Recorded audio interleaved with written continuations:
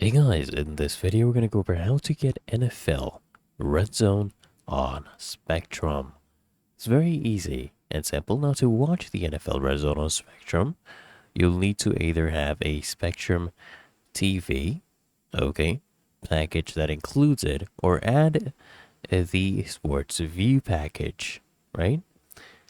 Which includes NFL Redzone, okay? And you can use this and you add this to your existing plan.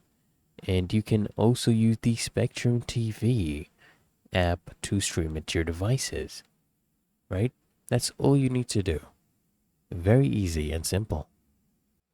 So just go ahead and subscribe to Spectrum Sports View, and then you can get your NFL Red Zone subscription included right there, and you can stream anywhere on your favorite mobile device, or using the Spectrum TV or the NFL app. So I hope this guide provided value to you, and if it did, consider smashing out that like button, as well as subscribing to frequently asked questions, and I'll see you in the next one.